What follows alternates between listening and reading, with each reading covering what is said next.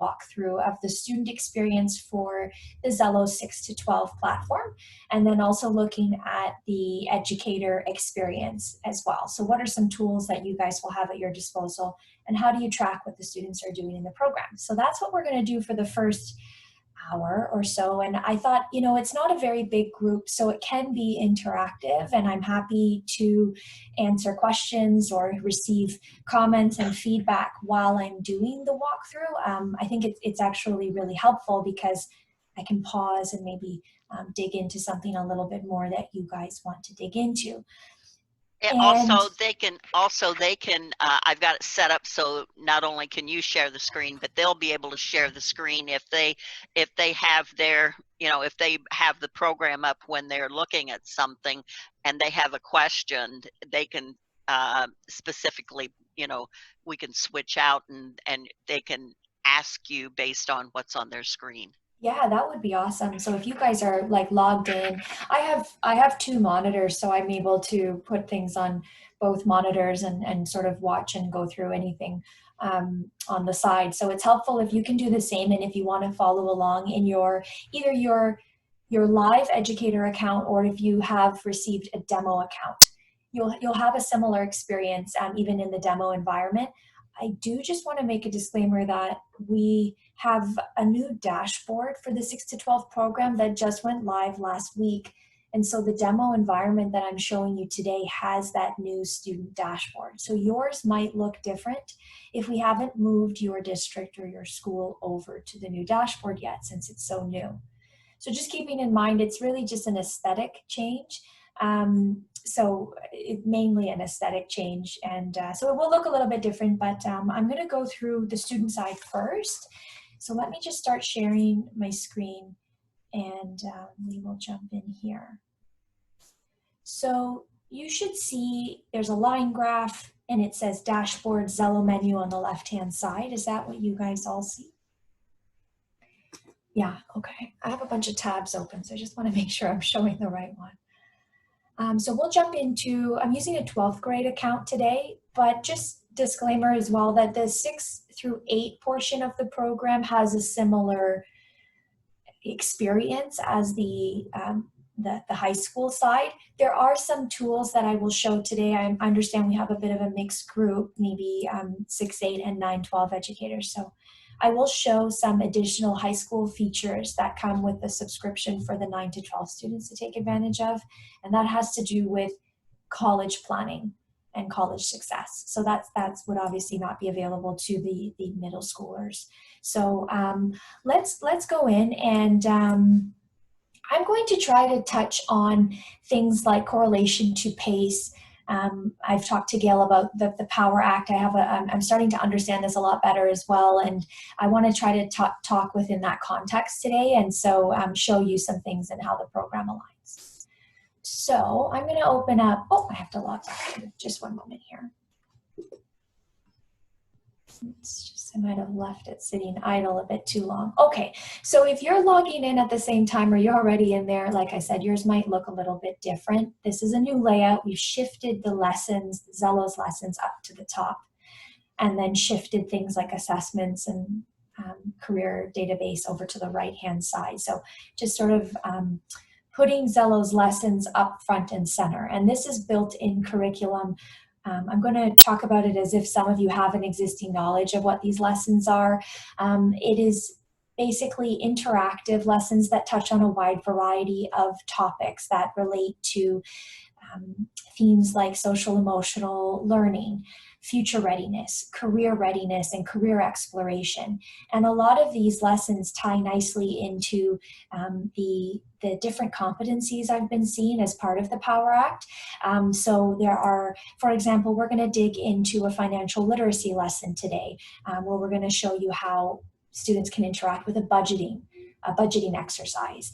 And they touch on as well, not only career awareness, but biases, and how students have biases, maybe their biases about gender roles. And so lots of really great content there. I think a couple of things I will touch on with these lessons. Right now, there are currently 4 lessons, so 4 modules in Xello per grade level across 6 to 12. And we will be developing the program to move towards a total of, well, actually, per grade, it will be 6 lessons per grade. So we're not quite there yet, but there'll be more content to come. How I have it organized right now is I just have lessons that are assigned to, right now this is a 12th grade account, and so I'm just showing some of the topics that we have recommended for the 12th grade. Of course, schools and districts can customize the lesson sequence for their schools and how it makes sense for what they're doing. And so it really is, it's designed to be customizable so that you guys can work it into your own curriculum.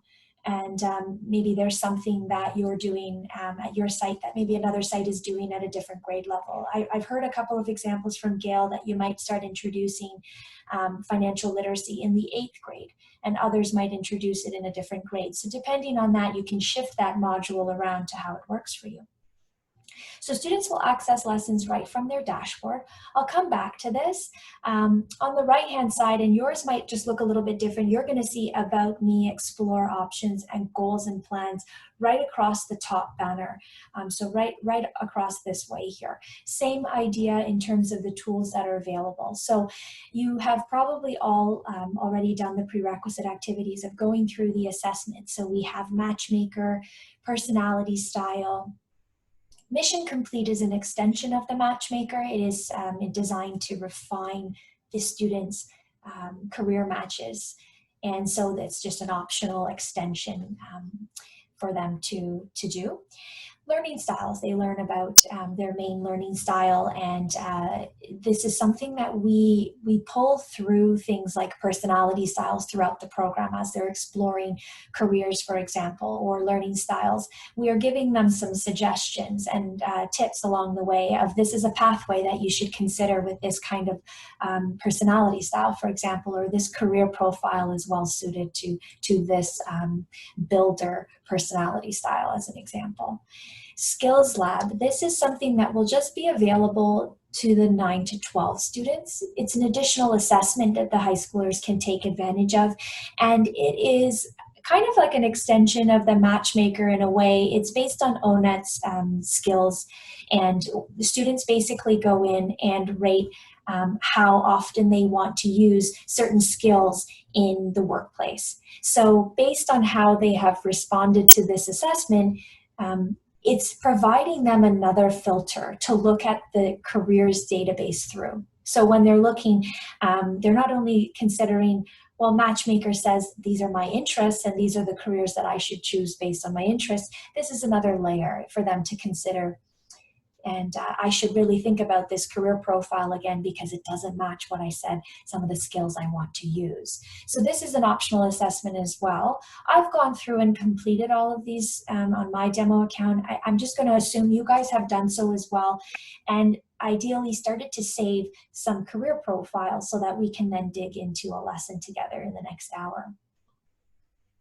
So I'm going to just pause right now and just do a check that everyone is okay and we're all sort of on the same page. Any comments or questions at this point?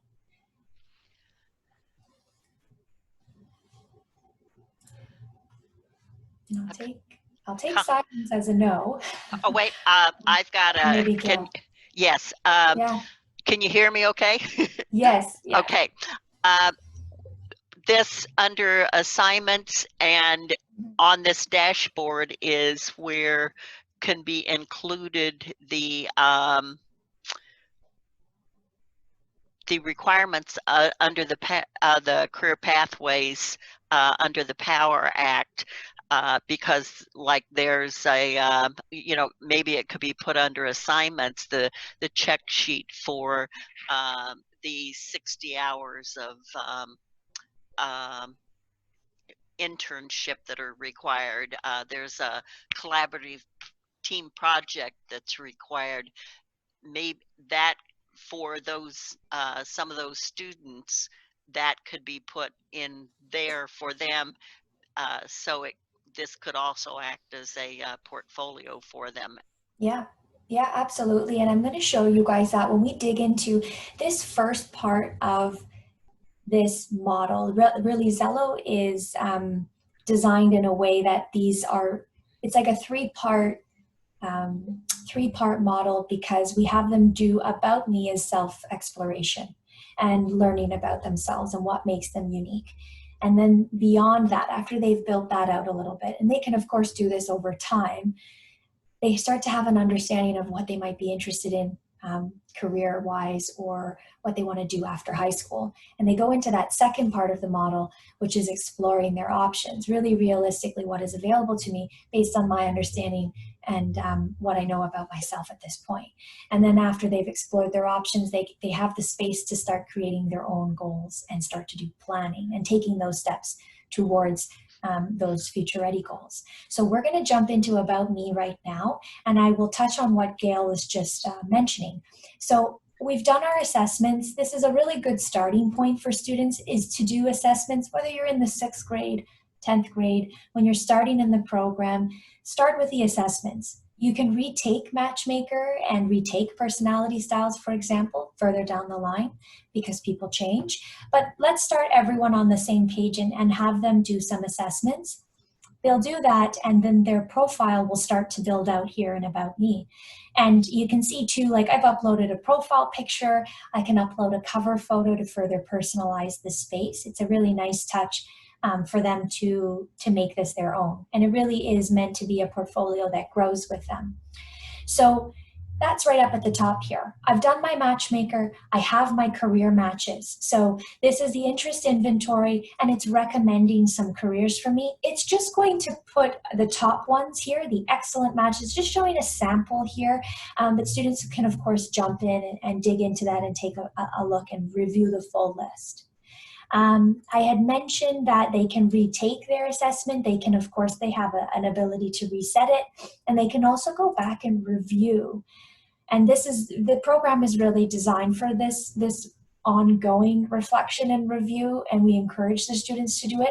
So just taking a look at this, how did I respond to those questions, and maybe I want to make a change. And if they edit it, so for one, the first question, how do you feel about working with children? I said I like it very much, but then maybe on second thought, I don't really think I like that anymore, and they now change it to a dislike.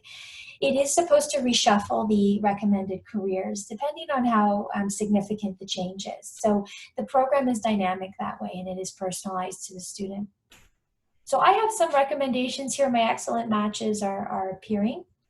A bit further down, you can see the cards have started to fill. They become colored now once I've done more activities. Personality style. So I understand I'm an organizer, thinker, and persuader. And then you can always go and review my results. Learning style, mostly a visual learner, and so on. Skills lab. So this is, again, that top skills that I would like to use and how I've ranked them. Okay, so a bit further down, we start to introduce some goal setting and just sort of forward thinking when they are introduced to Matchmaker. You probably experience that yourself. It asks you this big picture question when you start the assessment. What do you want to do after high school? And if you know right away, great. But if you don't know, you can always indicate, I'm not sure yet. And this is something that they can edit down the line, and they can go back and decide. I put more school or training, but yeah, maybe perhaps I'm really not sure yet. So this grows with them. And of course, what are some favorite clusters? They can start to save some of their favorite clusters as they're going through Matchmaker, reading through career profiles. Clusters are woven through that. They're learning about different pathways and what cluster does the career profile fit in, and does this make sense for them? Finance and education and training were two that I saved as just something I was interested in. So this is kind of an activity in and of itself. You can have the students go in after they've done Matchmaker and then start to explore the clusters in a little bit more detail. What is a career cluster if you're introducing this at the younger age group? Getting a nice definition of what a career cluster is, and then what are each of the clusters, and going in and considering and reading through. I'm just picking on the education and training one for now. Do you see yourself as a lifelong learner? Asking these kind of interesting questions. And what are some sample careers that you should consider if you're interested in this pathway? And then students can take it from there and start to look at some of those career profiles and dig a little bit more. So this is something, of course, they can just go and save as they're learning business and business management and admin, maybe marketing as well. And all of this is going to populate in their portfolio and be visible to you guys as the educators when you're maybe working one-to-one with the students, or if a student is sharing their profile with someone, their favorite clusters information is indicated and saved there and displayed as part of their portfolio, something they're interested in. Similarly, the experiences timeline. So this is what Gail was referring to when she said documenting hours that they need to log. So you can see here, this is almost like building a resume of sorts. These experiences fall in the four main categories that you see: work, volunteer, education, and just life experiences. So this is something that really should grow with the students, and they can start to build this whenever, as young as the 6th grade, and build on it. And it will start to form a timeline, something that they can scroll through over time, and they'll see what they've been populating. If they have a work-based experience, that's great. I'm just going to add mine here just to show as an example. Working at Xello, and start to show when did I start tracking this experience. I've been with the company for a couple of years now, so I'm just going to put it's an ongoing experience. And you can start to see here, how detailed do they want to get? Do they want to add more information? They can track the city or town that they're in. This is the embedded reflection here that is a really nice touch, is having them realize that there's significance to the experiences that they have, whether it's a life experience, educational, or work-based experience. How is this significant? And we are asking these 3 main questions. What have you liked about it? What did you find challenging? And what have you learned? So this is just really introductory. You might want to build on that. Gail was talking about doing maybe an assignment, or you could build a custom lesson. Depends if you're a teacher working with your class on this kind of activity, or maybe if you're in the counseling department, you might, depends on the kinds of tools. We have different tools that you can use that we would recommend. Assignments are very commonly used by teachers, and so you can build into an assignment. Maybe you want them to expand on this and say, hey, I want you to go in and add a couple of life experiences, or add your co-op experience, internship, whatever it is, and then I want you to write a little bit of a reflection on that. And you guys can do that within the platform. So taking something that's actually quite simple here, an experiences timeline, and building on it to do something a little bit more advanced. I'll pause again. There's a lot of information I just covered. Are you guys still okay? I'm going to add in again, and this is from experience with using it. What our guidance counselor did was they went into this program to plan the classes for, and when they met with them every year, they're supposed to meet with them 1 to 2 times during the school year, and when they'd meet, I always knew it because the kids were coming up, so they wouldn't have to bring it up every time. They would print out this stuff to take to the guidance counselor for them to look over and talk about, and for the guidance counselor got to know a little bit more about them, but also it came in as far as signing up for their classes for the next semester, the next year. Mm-hmm. Yeah, this is a great tool when working as counselors, working one-to-one with students. So much insight is gathered from even just about me. That's just this field alone. What are they thinking about? What are they interested in? A lot of really great counseling tools here for you guys, and those insights. We're going to jump into that in a moment when we go over to the educator portal to show you how can you track a student's portfolio and get that information. So I won't spend too much time talking about the other things. These are pretty simple. They can just sort of start to add interests and skills and things like that. But I do just want to speak to this storyboard. So this is really a space where students can you can see adding photos, videos, files. Maybe there's a project they're working on. We've seen students upload like a presentation, something that they have worked on and they've presented in class, and they've uploaded it to store that artifact in their portfolio, to have it as like a full complete e-portfolio. I hear a lot that if there are Google schools out there, the students are storing them in Google Drive, which is fine. We integrate with Google Drive here so a student can really easily attach a file, a project they've worked on, and attach it here to the storyboard if that's something that you want to sort of be all in one space. So this is just a really nice feature, and you can see we integrate with quite a bit. Like they can even pull in like photos of themselves if they are attaching something from Instagram, for example. We've seen students add YouTube videos, things that they're interested in, and so just different ways to interact with the program. G Drive integration is there. It will connect to their drive and allow them to start to pull files in there. And that's all visible to you on the educator portal. So the storyboard follows them throughout the program if they're viewing.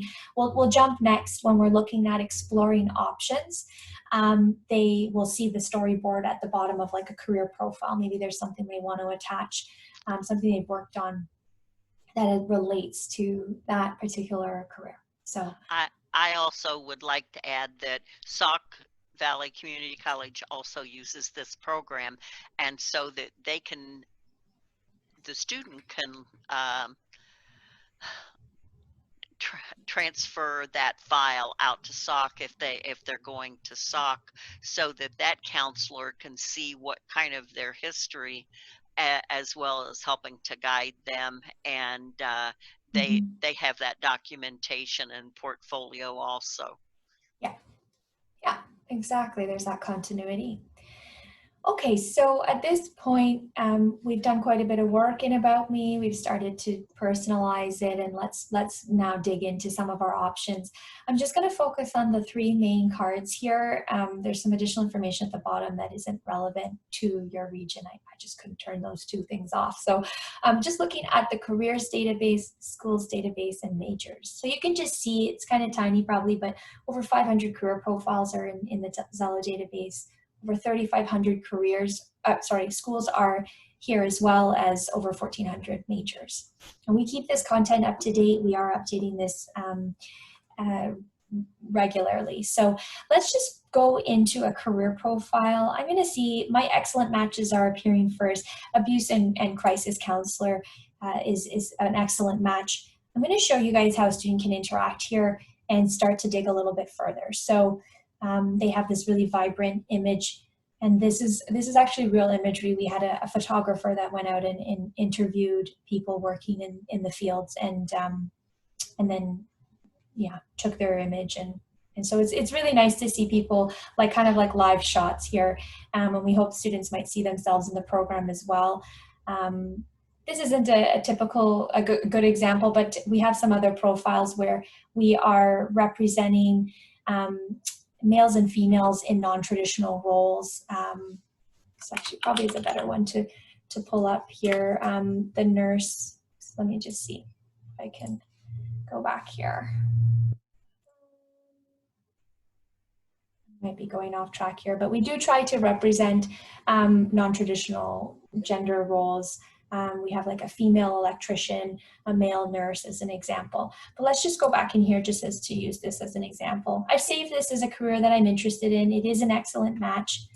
Can find out why this is an excellent match based on a couple of things: how I responded to the interest inventory and how I responded to the skills-based inventory. So I can start to see, my responses and excellent matches, and just begin to understand this a little bit better. So if we look at Matchmaker, for example, I said central aspects, things that I should really consider about this job, helping people with their social and personal problems. I said I liked very much, and that is relevant to this career. So if we go back here, I'm going to come back to these cards in a moment, but they get a nice overview of every career profile has a really nice summary of what really a day in the life is like. There are interviews from a male and female perspective that are provided, so they can get an understanding of what Mark might go through, and pros and cons and honest advice that comes from someone who's working in this field. Typical questions that they get, and so it's kind of like an FAQ, a sample of a day in the life, really nice for students to understand what does this working day look like, and just another element for them to consider, is this really something that I want to do, and how much time commitment is there. So as they're learning, they're also realizing that there are other careers that are part of this pathway that they should consider, so maybe things that they had never heard of before. So, you know, addictions counselor is something that's related as well, so can jump in and start to explore those. A nice little highlighter here of this cluster. So it falls under human services, and they can take another look at that in more detail if they're working on that kind of activity. Again, we're just going to bypass the company's card. That is something separate. So they get an idea of core tasks, what the workplaces are like typically where we find people working. And I'm just trying to get down to this section here. I mentioned we pull in these results from the assessments. Personality styles is being pulled in here. So remembering that I am a persuader and a thinker. And those are two that are highlighted here. As my personality is actually well suited to others that are working in this field. Some of the other ones that I don't have, for example, helper should be on there, but not a big deal, just something to consider. So just showing them that extra layer.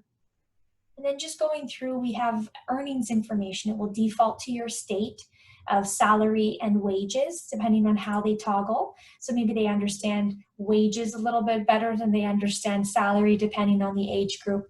And it shows them a nice like entry point into this career, and then a path that they can build for themselves. So it is pretty, it's realistic. It's letting them know that you would probably not start here up at $70,000 per year. You do have to build a path for yourself, and what might that look like?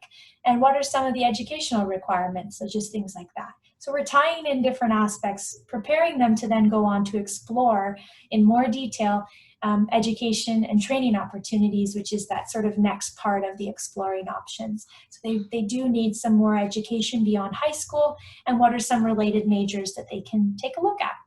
And so let's say we do just jump into, there's the storyboard, it's followed them onto this page here. And I've attached, might attach a file.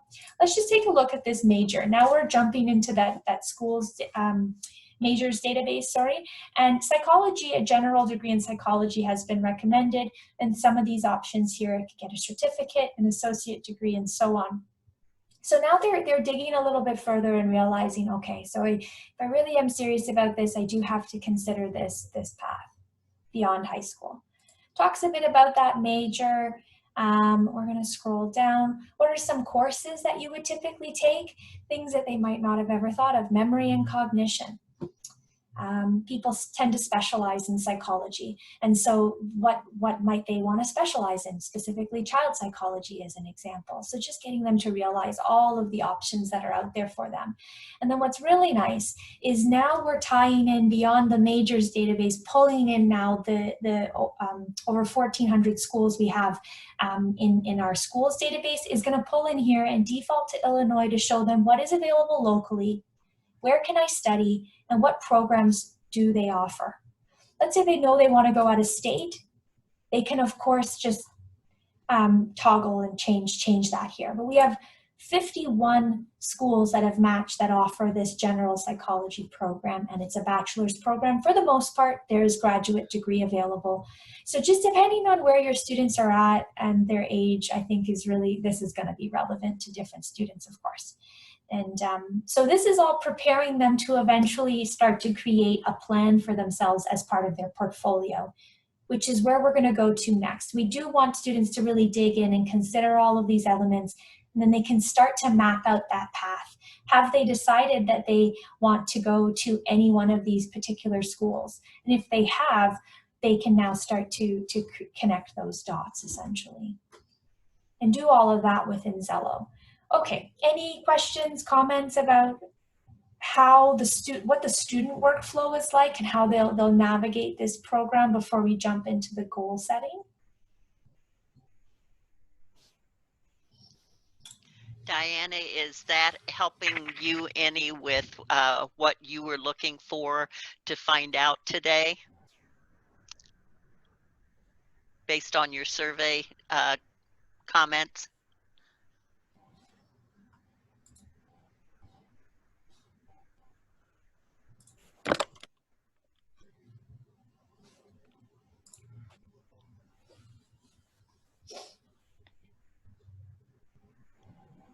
Okay, well, I get. No worries. Yeah, we can. Yeah, we can move through, and if anything comes up, just let us know. I do have a real quick question. Oh, sure. I was just wondering, I remember doing the career cruising with my students, special ed, self-contained English class, to get them on the road. And, it was something where I went in ahead of time to check it out and make sure that I knew what was going on. But then I kind of had to guide them through that. Is that still the same situation, or would the teacher do this in a class, or would it be a private meeting with a counselor, or how would you go about having the kids sit down to do this? Good question, Marcia. I want to say the same thing that I wrote that down. I would like to hear a little bit more about how this is presented in the classroom. If it's a class, if it's an independent type of thing. Good question, Marcia. Yeah, it is a really great question, and it really speaks to like the implementation side of things. And this is something that I support other schools and districts to do, and they're kind of doing it in their own way and how it makes sense for them. I think what I've noticed, it really depends on, is there time allotted? Is there a class, like a career class, for example? And if there isn't, can we fit it into, is there a desire to fit it into another class time? And if we can, what does that look like? So I have even seen, for example, someone using Xello in a geography class. And it's something that we had an example of, it's because it's like a human geography. They touch on ethnicity and they talk about ethnicity. And so they've used Xello as part of those kinds of conversations, leading the class. Not, students do work, it is designed to work individually. They'll have their own accounts and they should be exploring on their own. But if a teacher is leading that session and we're just sort of talking about this example on ethnicity, they were using this, our lessons. Our lessons do touch on these sort of concepts and these topics, but then also just taking a look at career profiles and school profiles and seeing, we document demographic information like that when we're showing a school, which is not something I dug into, but they have used it to explore school options. And there's on each card, let's just pull up this first one, Duke, for example. Students get to see when they're studying the ethnicity as an example here. So ethnicity is highlighted, typically who would attend Duke University. And so there's creative ways that you can use the program depending on the kind of class that you're leading. I see a lot of implementations in English class. Teachers will use our lessons. They would integrate some of our lessons. There's one on decision making that is recommended for the 6 to 8 side. So learning about making tough decisions and hard decisions, and what are some of the steps that students should be taking or might they take on their own when they're making these tough decisions. They might build their own assignment into here. And yeah, I hope that answers your question. Like we have different ways of doing it. You mentioned the special education students. It's something I get asked a lot. How do we support those students through here? I'll talk about a couple of accessibility things here. Xello is, the whole program, 6 to 12 program, is written at a 6th grade reading level. So it is, if you have lower level readers at maybe the high school, I'll just use as an example. The program is written at 6th grade, so to help them digest it. Xello is also compatible with screen readers. So if students need any sort of support that way, the program, if you have a screen reader installed, and we have on our support page, we can recommend some screen readers to download, or maybe you have them already, to help them get through the content. But if you're working one-to-one with a student, I would recommend, I'm going to pull this up real quick, on our support portal. Let's go into Xello 6 to 12. We have supplementary, I think they fall under, let's see, multimedia. No, just a sec here. We have supplementary activities. I'm just going to go into lessons. You guys will get a full list of our 6 to 12 lessons, all the topics and the grades. And on the right-hand side, there are extension activities that tie very nicely into the built-in modules. So we're just going to look at this one, like I was talking about decision-making. So understanding the importance of making informed decisions. It's a recommended lesson for the 6th graders to work on, 20 to 30 minutes long. Let's say it's a bit more challenging for those students and you want to support them. You can use this is like a ready to go extension activity where it's designed more to generate like discussion in the classroom and take more of a blended learning approach, not just having the students sit in front of the computer and work on the software. This one here, you can work more one-to-one, designed as like a full lesson plan for the teacher perhaps leading this activity with those students. It can be up to 60 minutes long if you'd like, and a breakdown of how to introduce this to students. What are the learning objectives, driving question, how do I make good decisions? I've heard really great feedback from schools that have used, especially when they have like a teaching aid that might work more closely with the special education students. These are really great tools to support them to get through this activity. If it's feasible and possible. But otherwise, Xello is designed to, like I said, every student will have their own account designed for them to build their own portfolios and be working on their lessons and working on the activities themselves. We have, in addition, a couple of resources or guides that you guys can use. We have a guide that details how Xello aligns to the PACE framework, and it goes grade by grade. Pretty big document, but you can just sort of hone in on your own grade. This is nice because, let's just take a look at the 8th grade. So it's recommending activities on the right-hand side, what to do in Xello, and you can see on the left-hand side, which area does this touch on, career exploration and development. We're going to point you to some activities, and this is essentially like a rollout plan. This is something to take a look at before you decide and make the decision, what classes are we going to be using this in. This is going to help you because you can see what are your areas of focus and then, kind of go from there. So we have a lot of activities that we'll recommend based on what you're trying to achieve. So college exploration, prep, and selection. A number of our lessons that will touch nicely on those topics. And then sorry to interrupt. Can you tell me again, where did you find that real quick? Oh yeah, for sure. I went a bit fast. So you, first and foremost, bookmark the page help.xello.world. And I'm just going to refresh that page. So this is our support portal, articles, guides, and webinars. All of that is here. When you go in, you can actually just search it here in the search bar. If you start to type in Illinois, even just the first 3 letters, you'll see 2 options.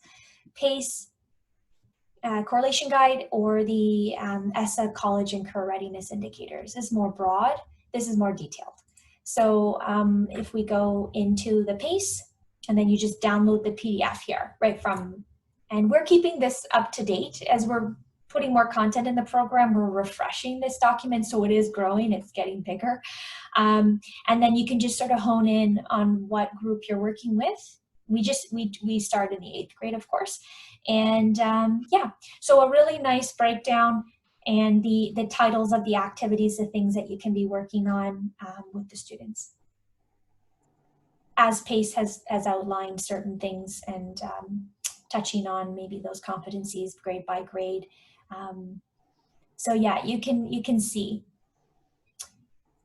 So this is kind of like an implementation tool I would definitely recommend taking a look at. And then I would say, so you'll notice a lot of our lessons, if you're going to be implementing the lessons, they on average, when you're in the 6 to 8 side, they take about 20 to 30 minutes to do. That was on average how long students that were in testing took to get through them. When they're in the upper grades, they can take anywhere from 30 to 40 minutes. So when you're planning class time and you want to work through a particular lesson, just keeping in mind maybe setting aside at least a 45-minute period to get through an activity. Okay. Could you go over maybe a little bit more of the supports? I used Xello last year and had no idea that stuff was there, so I'm super excited to see that. Oh, good.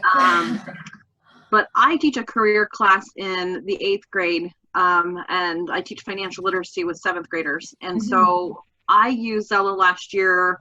They did all the matchmaking and all of the test taking and things like that. The hardest part I had was then kind of following up with them. Like, what do we do next? Now that we have this information, they really got to kind of explore those things, but then it was just kind of left. So that follow-up piece is kind of like key. Now what? Yeah, for sure. And that's what I wanted to work on when we dig into the lesson. I'm actually picking on the financial literacy lesson today, something we can walk through to get a little bit more hands-on, because I really do like that exercise as well. It's really fun to go through the budgeting. And so we'll go through that. What I would do, you know, it's something that you can work on with, my role is to support implementation. So something to work on with me as a success manager to support you and give you some best practices and answering exactly that. What do we do next? But if you're looking to do it yourself, and what are some resources that you want to use and to figure it out yourself, that's totally understandable. And so what you can do is, aside from this guide that is pointing you to topics and activities, we have another one. Just bear with me. Where am I? Here. Okay. So this one is not Illinois specific. It is, you might want to jot this down. Oops, what is it called? Scope and sequence. Okay. Introducing students to the 6 to 12 scope and sequence. This is something that I feel does kind of answer that. It goes grade by grade. It answers the question, what to do next. Okay, we're going to scroll through, talks about the lessons and what they mean. Let's look at the 8th grade.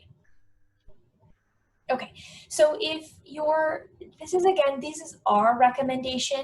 If you're not using any one of these lessons that we're recommending you, okay, you said you touched on the, what's it called? Careers and lifestyle costs. So 40 to 50-minute activity. Prerequisite is to save 3 careers. We recommend it for the 10th grade, but you can of course use it in any grade that you'd like. Learning objectives. At the bottom of the page of this guide, grade by grade, it's going to recommend some other things for students to do if they haven't done some of these activities. And where I think it's helpful is they're suggesting things to do in exploring options or goal setting, goals and plans. I don't know, Heather, if your students have started to dig into goal setting and planning in Xello, but those are nice extension activities that I would bring them to. So great, they've done this budgeting exercise. They got to use a sample career that they're interested in with a sample salary to complete that exercise. Now let's get them to go back and consider to reflect on it a little bit more. Is this still a good choice? Did you pick a career that matches your lifestyle that you want to have in life? Can you afford that lifestyle? So a really nice extension, and this guide might walk you through some of that. So I can link this to you as well, and you can just sort of look grade by grade. Let me drop it in the chat. Just a sec here. Here you go. Okay, so that's the general scope and sequence with suggested extension activities. What I would do is, okay, so when we were looking at this one, abuse and crisis counselor, let's say we went through the budget exercise, we did that lesson as your 8th graders have. What I would encourage the students to do, this is often an area that can be overlooked. So I would encourage them to go back to the career profile that they're considering, maybe the one that they used to do that exercise in. Which one were they using to do that budget? If I was using abuse and crisis counselor, come back and start to explore this in more detail. I've started to use some of these cards here. I said how I feel about it. Is this still a top choice for you? Are you still interested in it? I like it a lot, or maybe it's now a possibility. Students can then go in and add some notes. You might want to instruct them right within this space to start to add some more reflection. Did they learn something interesting about this that it's now making them reconsider this as an option? So this is sort of a space that you can have them go to and start to document it here. Maybe just gonna write some text.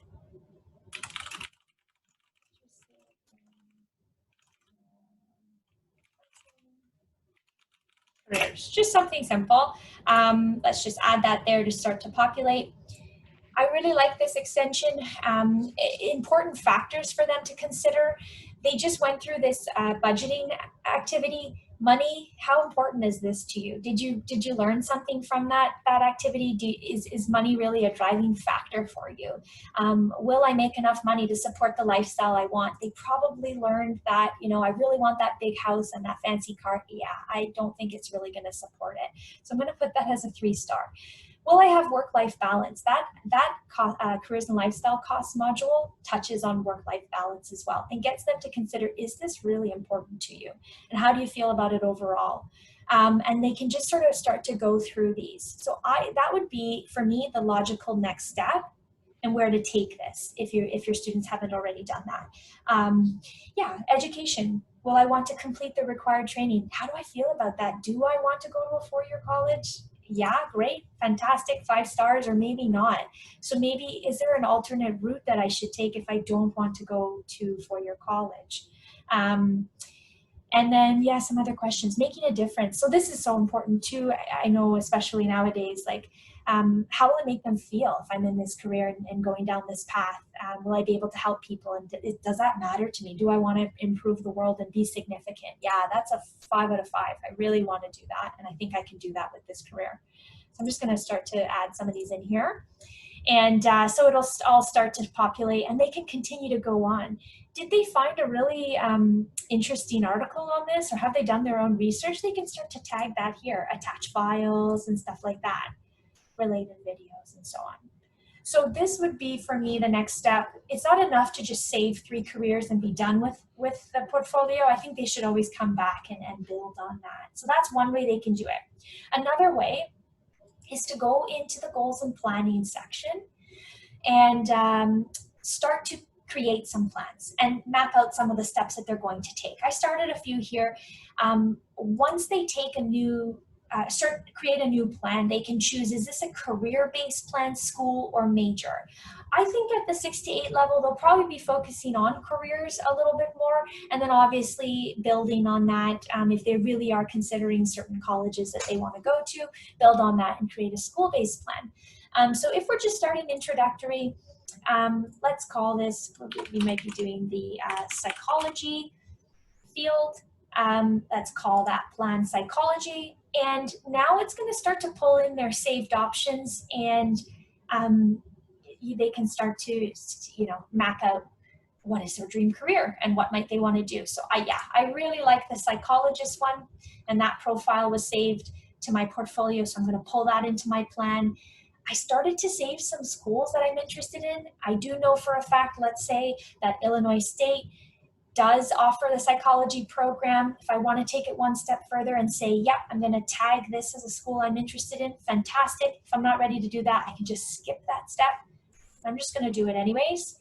So this is a path I might want to take.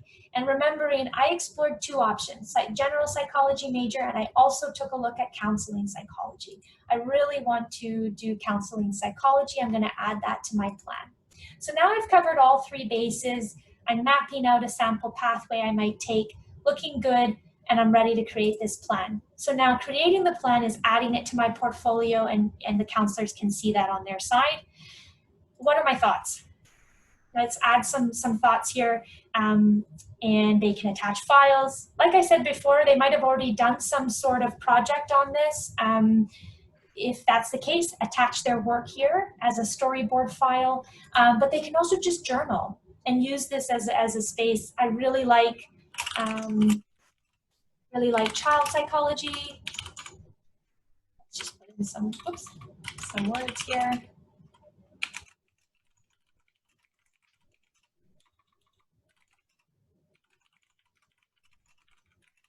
Something like that, and just to kind of do it brief. And that's going to save now to my plan. Okay, so now I've mapped this out a little bit more. It's a bit more full. My other plans, I was maybe a bit more introductory.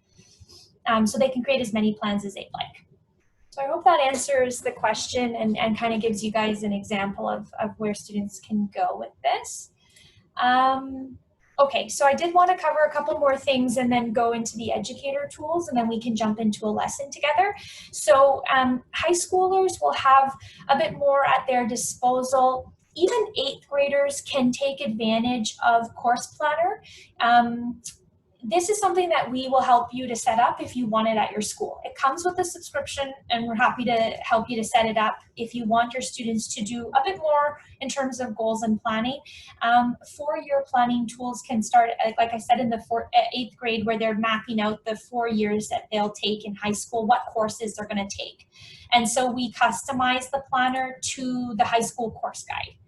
So it is supposed to help you with scheduling. This is a planning tool, not a direct scheduling tool, but you guys can export student plans and start to do scheduling in your student information system, Skyward, for example, if you'd like. And your students are telling you what path they're going to take, what courses they're going to take. So this is a really nice tool, and you can customize it as much as you'd like. Defaults to your high school grad requirements. You guys can build in specializations, build in pathways. So agriculture, food, for example, we've built that into our demo. What are some others? Yeah, just sort of like building in these different kinds of career pathways, and then students will track against how many credits they need to fulfill that. And this is just really nice for you guys to know what students are going down which sort of path. So yeah, they can just essentially start to, if you're remembering, this is a 12th grader, so all my past course history is populated here. But if I were like a 9th grader, all of these fields would be blue, and I could start to add in courses. It will even go to the 13th grade, but just to give you guys an idea, it's very easy to interact here. I'm choosing an elective, and then all the electives that are available to me are going to be here as an option. I'm going to add it. And there are checks and balances in place. If a student hasn't passed a prerequisite that is required, or they don't have a co-requisite, we build that into the planner. And to keep students on track, they'll get warnings if they don't have the requirements, if they haven't fulfilled it. I'm not going to spend too much time going into this tool, but know that it is a planning tool that you can take advantage of. Actually, can I, we are working on doing the educational pathways, and so as you went to that requirement area and then building in a certain pathway, is that something that the school district should kind of sit down one-on-one with maybe you and kind of work through how we set that up? Because we're actually, after this call, I'm meeting with somebody from SOC to start building those assignments that are going to go into our educational pathway requirements. And so if there's a way to kind of build that in, is that something that we should kind of do more one-on-one, or? Yeah, it is a one-on-one discussion, and I don't work with student data. I'm on more of the implementation side, so I will connect you with an onboarding manager at Xello who customizes this planner for you and with you, and also deals with student data. So they work with your IT side, because we'll have to loop in your IT person, because part of the planner is sending us students' past course history. So I don't know if you can see, it's very tiny, but it'll like start to show credits that they're seeking to obtain, and then it'll start to populate their grades that they've achieved. So that's a file that we need your IT to include in the data export that we get from your student information system. And then we build that into the planner. So that's something that you'll have one-to-one service with an onboarding manager, and they will work one-to-one with the schools, the high schools, to set this up. Okay, thank you. So yeah, you're welcome. We usually set this up a lot. We encourage you to try to do it in the fall time. They get very busy in like the winter because everyone's trying to get it ready to do course selection in the spring. So if you can get in the fall is best, and we provide training support and teach you how to launch the planner to your students and how to use it. So you'll get all of that kind of support. Okay, so back to goals and planning, a couple more things. College planning, so this is for your juniors and your seniors. And to give you guys an idea, students can start to create applications if they're planning to go to college, and tracking their applications right within Xello.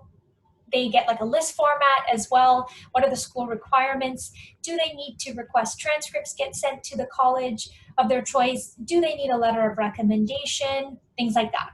And all of that is tracked here, and you guys on the admin side can help to manage these applications and send transcripts off to the colleges and stuff like that. So it really is a one-stop shop if that's what you guys are looking for and want to take advantage of the college planning tools at your high schools. So I started a couple of applications. Let's just see here. I created one, I think in our last webinar, and basically all the information that's populated is what the school requires. And so the students work through this checklist, and it tracks even like the application deadline. When do they have to have it submitted? Yes, we need to send a transcript off to this college, and the student requested it on June 17th, and you know the admin person at their high school will help them to send that off. And then they continue to work through this checklist here. They need a letter of recommendation. Let's request a letter of recommendation, and they can send it off to an educator of their choice using their email, and that person will receive that email and be prompted to write a letter of recommendation for the student. What else is in here? This college requires a personal essay. Has the student done that yet? If they have, they can mark it as complete. They can add a due date. When do they have to get this done by? Let's just mark it as complete. Perhaps they've already done their personal essay, and so on. Interview is required, and writing the ACT, SAT exam. So all of that can be managed here. We also give them FAFSA information, like as they're working through the college planning side, they have a knowledge hub, and so they can learn about some of the financial aid options that are available to them, federal, of course. And then if the high schools want to build in local scholarship opportunities, Xello allows you to put that in there for the students to see as well. I haven't built any in the demo account, but students can see what they might be eligible for and search through your local scholarships if that's something that they're interested in. Knowledge Hub is a really great space. Right now we're focusing on 3 topics: FAFSA, grants, work study and loans, and scholarships. This is really great to communicate to parents and guardians, maybe spreading some awareness about that. We know that this can be quite complicated. This applying to college can be very complicated. So these are resources not just for the students, but for their households as well. Something the students can work on with their parents if needed. So yeah, giving them like comparing types of aid options, grants, getting them to consider work study, what is it? And so on. So this is all just information, helpful links and documents at their disposal as part of this hub. So again, something we would configure one-to-one with the high schools if you guys want to activate the college planning tools. A lot of information, I know. Final thing is, let me see here. I'm gonna go back to, still trying to figure out this new dashboard. Okay, final thing that is custom to Illinois high schools. It's there activated for all of the 9 to 12 students, is something called College and Career Readiness Indicator. It's essentially a tracker. It's a space for students to track indicators that they're working towards, those that they've achieved. This is something we worked on with in consultation with ISB to identify 9 main indicators. We've defined them based on how they are supposed to be defined. And for example, are the students working toward achieving a career development experience? What is it? And what are some examples that show they've achieved this. Internship is an example. If the student has accomplished this, they can mark this as complete. It saves to their ePortfolio, and you guys can then keep track of those students that have indicated, I don't know, have they met the minimum 3 requirement, or did they just indicate 1 or none at all? You guys will have a report to track that. Another example, 25 hours of community service. I did that, I accomplished that, and I've added it to my experiences timeline, and I've indicated here that it's complete. This is all going to be reportable when you're looking at the student portfolio. So that is just an additional tool. I get mixed feedback. Some schools are using this and some have not started to use this yet. I know that it's just becoming a requirement, I think. So any feedback or comments about that would be helpful to know how you guys feel about that tracker. Really is designed to be like self-reportable for students. They're the ones that are saying, okay, I've done these things. And then you guys can just obviously aggregate all of that data and into a report as needed. Dan, I have a question on that. So I like the idea of the checklist, but where do they put it so educators or people can verify they actually did it? Yes, so this is, if you want to validate things, it depends on what items are here. I can make some recommendations. 25 hours of community service. That's a good one to pick on. Adding it to your experiences timeline in About Me is something that you guys will be able to see. What did they do? What was that experience and how did they collect those hours? And then if they are showing evidence, maybe they have some sort of form that got signed off where they did the community service, and you want them to store that here. They can upload it as a storyboard item. Another thing I really like to do is creating a custom assignment or a custom lesson. And you can sort of send that off. Maybe an assignment would be best if you're working with just a group of students that are collecting 25 hours of community service. I don't know if all your students have to do this, but you can create this assignment and require that the student turn it in. So basically submitting some sort of evidence, turning it in that they have validated, that they have done this work. So hey, Connie, yeah. Sorry, I'm gonna jump in here. That's actually, Connie, that's kind of what we were talking about. I'm meeting with Janice later today. We've talked about making them assignments. Mm-hmm. And so once we make those custom assignments that are specific for the Ed Pathway students, then they could go in and check this off, but they would have to turn in those assignments first. That's Okay, so it's going to be like where we go. It's kind of a physical portfolio, correct? Mm-hmm. Because we wanted to be able to house everything that those Ed Pathway students are doing in Xello. So that's something that I probably should have been a part of the conversation, or at least maybe you can send me a summary of that since I'm going to be collecting the data. The last time we met, I think it was just, oh, Gail, help me out. I know. You're talking about June 17th? I think maybe. I know Angie was on, and I know Rock Falls superintendent was on, those kinds of things. And yeah, we kind of like muddled through like what is all of this. And then we kind of ended with, hey, what are our next steps? And we knew we wanted to start housing things here in Xello. Mm-hmm. And so that's what Janice and I are actually going to talk about at 1 today. Okay. So you and I can get together next week. Yeah, and we can work on that if you want to see. I'm going to go to the educator portal next, and if you guys want to follow along, you can absolutely do that. I think that's probably the best way to learn how to do a custom assignment. So if we're okay, we'll move off of the student side. We've covered quite a bit, and go over to the educator portal. Oh, I'm not even typing. Okay, so this portal is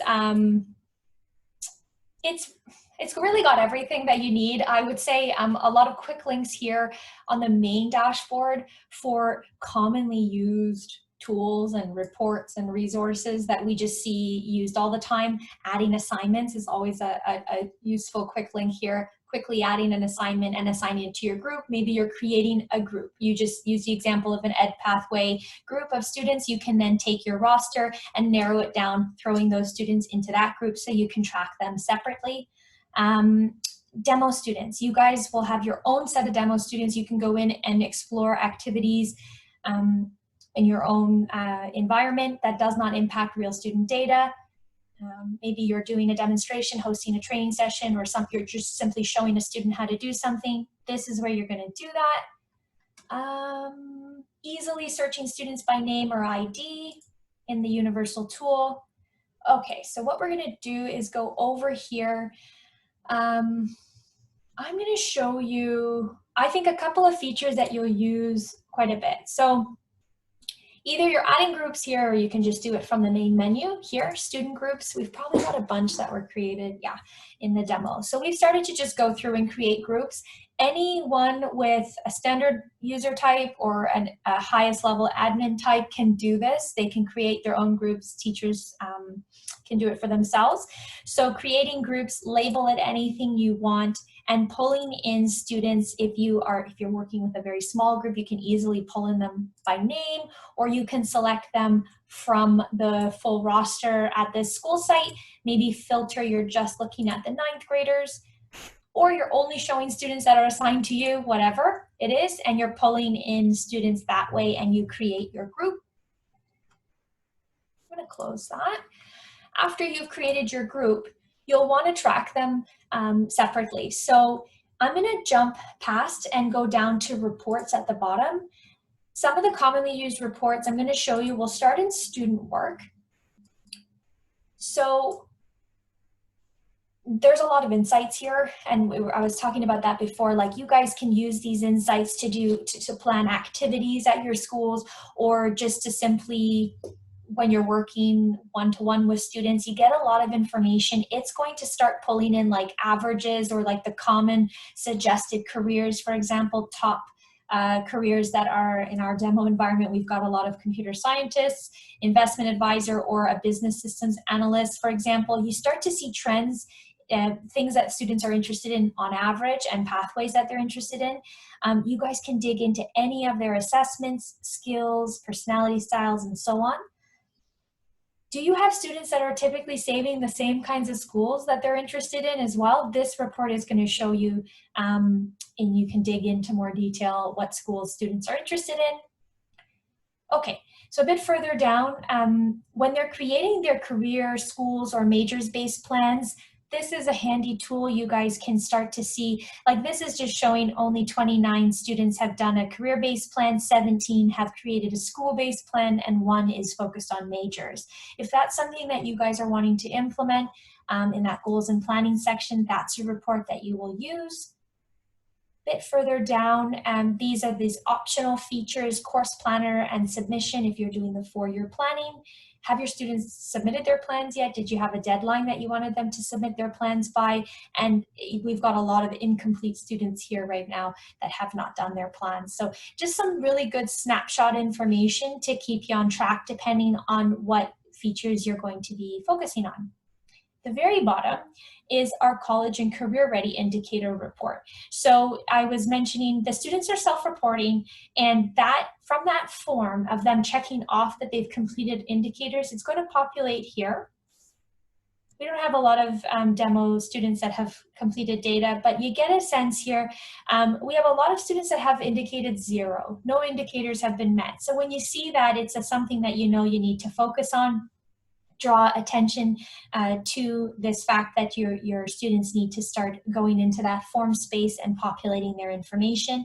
We do have 3 or more indicators, 2 students that have indicated at least 3 and have met the minimum. And if you want to drill down, who are those students? So we can take a look. These are a couple of our demo, and they have started to save their indicators. These students each have saved 4, so they've met at least the minimum requirement. What's really nice is embedded in these reports is the ability for you guys to send a quick message to those students. You can send a message to the group if you'd like. If you're just messaging something specifically for your Ed Pathway students, you can just draft up, it's almost like an email, and it goes to them in the application and they get this like alert of something that they should focus on. So this is actually really handy. This is good if you're trying to nudge them along as well as saying, hey, you need to remember to go to this form and fill in your indicators, or remember to complete that assignment that you have a due date in 2 weeks, and remember you got to complete that assignment. So this is just something that I think is a nice to have tool here, is this messaging feature. Students can't message other students. It's just between the educator, initiated by the educator to the students. So nice little prompt there. So this is a report that I think you guys will be using. Another big report is if you're using and implementing our lessons and you want to track student progress against those lessons. So you saw that correlation guide to the PACE framework. We have a bunch of recommended lessons and we provide the names of those lessons and organized it by grade level. If you're following that guide and you want to start tracking student progress against those particular lessons, this is your report. You want to see which students have done the careers and lifestyle costs, for example. You can drill in and take a look at that particular lesson type, look at a report progress against that particular one. This is a snapshot of just where your students stand in general at this site. So at this school, we have a lot of students that have not started the lessons that are assigned to them. Some are in progress. So if you're just tracking, let's just take a look. We were looking at careers and lifestyle costs, for example.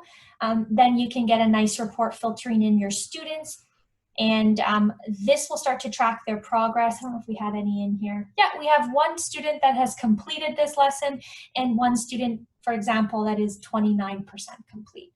So this is just a nice tracking tool. You can aggregate your report, look at like high level, or you can drill down and actually look at this person and see how did they complete that lesson.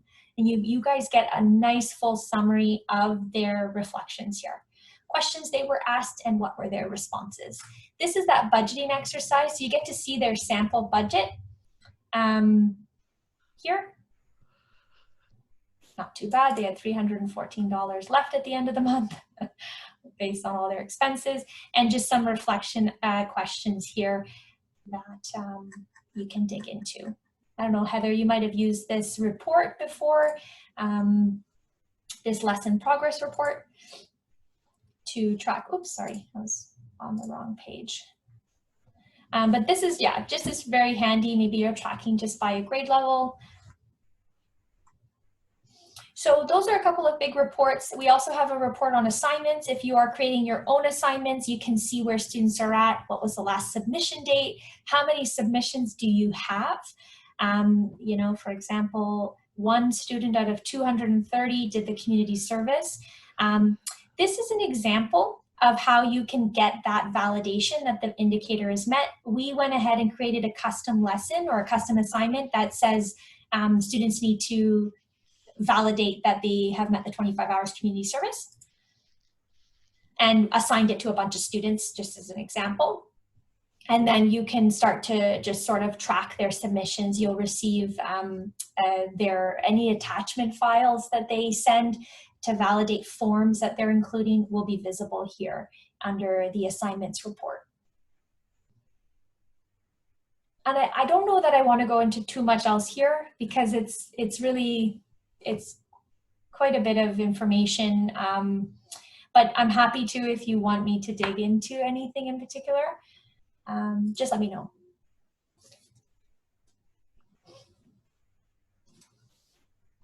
Deanne, is there anything in the reports that you can track college planning and what the students have done? Yes, there is a college planning report.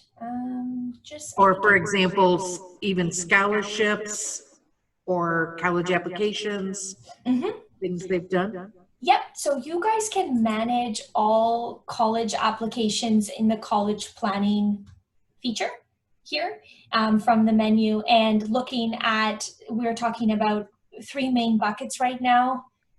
This is going to evolve. There'll be some more elements to this as we develop the product, but for now you can use transcripts, recommendation letters, and local scholarships. So just sort of jumping in here, an example, if we have students that have submitted their transcripts requests when they were going through that workflow of tracking their own application, you guys or whoever's managing it at the high school will have this visibility, and you can see latest requests that have been submitted and be able to action those requests and import a student's transcript. You don't have to do it just one-to-one. If you want to batch upload everyone's transcripts into here, you can. So you guys will have that control, import the transcripts, and then send it off. It's sent securely through our partner, which is Credentials, and they send that off to colleges that are in network. So those are colleges that a lot of them are in network. You might find some odd ones that are not.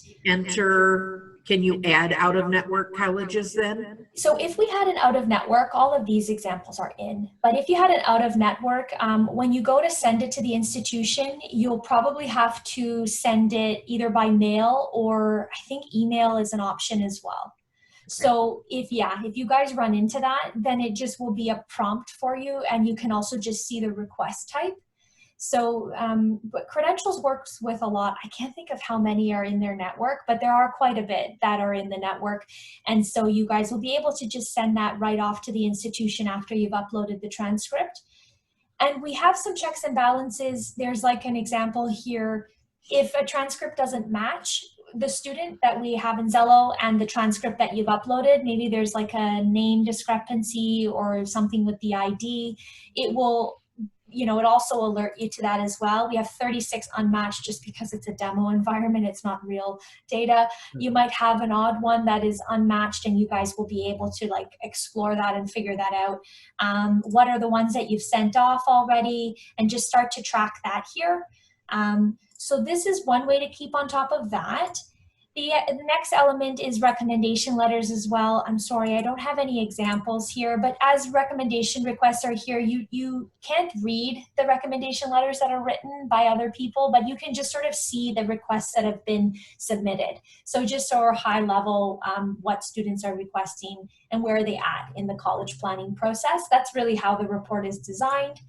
And then local scholarships, you guys can add your own local scholarships and start to populate this list, and then of course just monitor or manage it over time, editing and making changes as needed. So you go through these steps, you can just sort of see whatever is applicable and build it in here.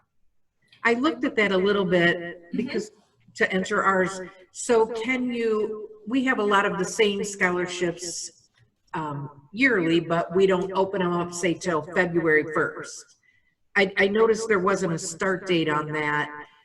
Would you have to re-enter them every year?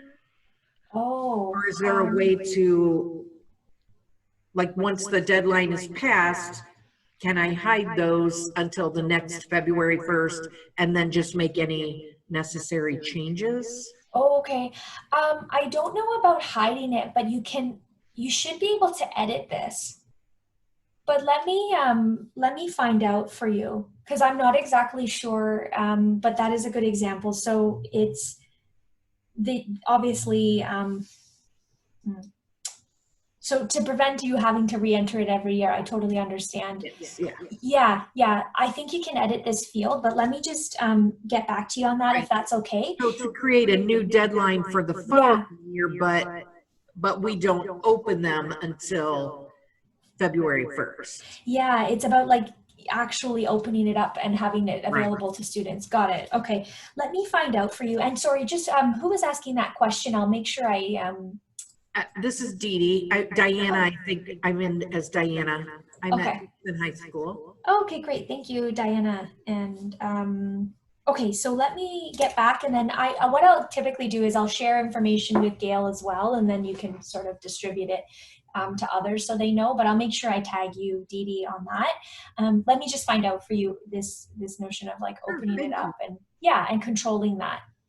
And then once you guys will just take a bit of upfront time to fill it in there, take some time to add those in, and then maintain them over time.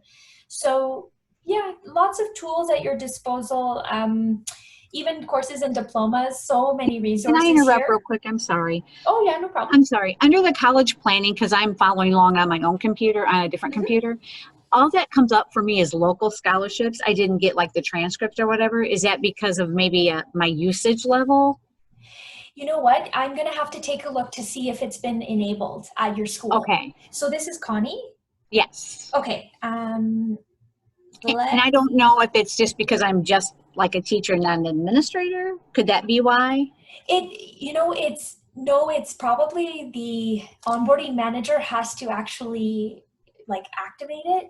Okay. And I don't know where you guys might be at in that process. So let me take a look. Okay. And thank you. You're welcome. Transcripts is very easy, and letters of recommendation, very easy for them to do. It doesn't take a lot of time. And you just have to, I would just connect you to your onboarding manager if we need to get that activated, and they'll give you some instructions. And then we can point you to some training specifically on those tools, that webinars that you'll just want to watch before you launch it to your students, so you know how it works. So let me just take a look and connect on with the onboarding manager. Okay, so 2 questions here. All right. Yeah, some of these settings, it will look a little bit different for the schools that don't have it up and running. Same idea with courses and diplomas. Some of you might have it activated already, maybe not. But lots of ways to manage this for your planning tool. There's reports embedded here, student course plans that have been submitted, and you guys can track all of that here. We have a lot of examples, and filtering, of course, to just sort of narrow your list down, what students have collected what, who submitted their plans. And we help you guys, something I should emphasize, we help you guys to set up the initial course guide and to customize the planner. Any changes that need to be made down the line needs to be managed and edited by an admin person at your school. So we give you guys the controls to do that. We'll set up your initial planner with the most current course master you have, and any changes down the line you will manage that in the settings here. And you can build in diplomas, as I said, different disciplines beyond just these are specializations beyond just the high school grad requirements. So as customized as you'd like to make this planner, we can facilitate that with you or for you. So yeah, different kinds of features you can take advantage of. And I know I'm just looking at the time, and I know we want to get a little bit hands-on. Did you guys want to work through a lesson together? And how do you feel about that? That was just something I thought we could work through.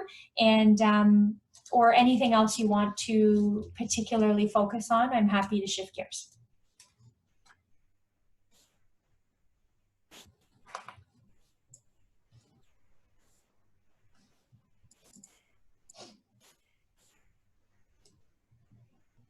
So Gail, just to let you know, I had intended to go through the careers and lifestyle costs lesson together, and just so that people can have that populated in their demo accounts and be able to start to use their reports to start tracking that. They'll have some data in there and to see, but I guess it just sort of depends on who we've got in the meeting today, and just varying levels of awareness of some of these tools. I think it's basically those that have their districts, because it is grant participants, and it's part of this Career Pathways grant. So that's what their